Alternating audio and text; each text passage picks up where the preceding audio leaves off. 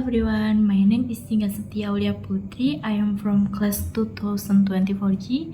Today for the course Developing English for Early Childhood, supporting lecturer is Mr. Muhammad Nawal Fairuzila, MPD MAD. I will be doing a story reading with the little Nyi Roro Kidul. I hope you enjoy the story. Nyi Roro Kidul. In ancient times there was a king. The king wanted to lose his throne, but he was sad because he did not have a son instead of a very beautiful daughter named Kadita. One day her father married Dewi Mutiara to acquire a son. After some time, Dewi Mutiara conceived a son. Because of her pregnancy, she began a lot of requests to the king, who must always be obeyed. The longer the time, Mutiara Dewi increasingly demanded bizarre requests, but the king still obeyed. Dewi Mutiara also asked the king to expel Kadita, prince of the kingdom. It was an outrageous request, so that the king was not willing to grant the request Dewi Mutiara. Hearing the answer of the king, Dewi Mutiara had regret for Kadita in her heart. One day, Dewi Mutiara caught a witch. Dewi Mutiara told the magician to make the spell so that the body of Princess Kadita, which was smooth and beautiful, into many and scabby, and later, if it was successful, Dewi Mutiara would give a gift in return, and the witch agreed. In the evening, when Princess Kadita was falling asleep, the wind blew into her room. The wind smelled bad, like the smell of carrion. The next morning, when Kadita awoke, she screamed. The whole body was covered with scabies, pus, and very foul-smelling. The king heard this news and became very distressed.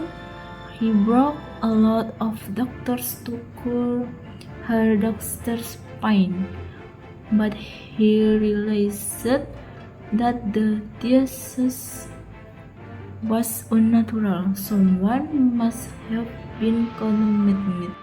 The problem that occurred was used by Dewi Mutiara to influence the king.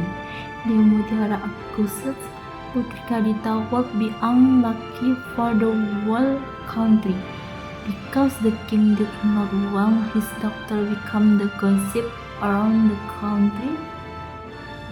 Eventually, he reluctantly agreed with Dewi Mutiara to send her daughter out of the country. Princess Kadita set off alone to leave the kingdom.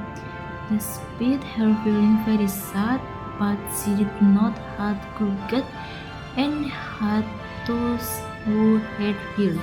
Princess Kadita sure that good work even all that happened to her, and she was still running crying. Day and night Princess Kadita ran and had 7 days and nights of time that she took, until she arrived at the southern seacoast. By standing, she looked at the full extent of ocean waves. It was like hearing a voice calling her to throw herself into the sea. The longer the voice was getting stronger, thus making Kadita curious, and finally she started to follow the call. She walked onto the sea, so tossed the water. Her body recovered. There was no scab of form mermaid or ringworm. Even she looked more beautiful than ever. In addition, She obtained recovery supernatural powers. Soon, Princess Kadita mastered the seas and its contents. She also founded the kingdom majestic, sturdy, beautiful, and dignified, with thousands of troops were always with her.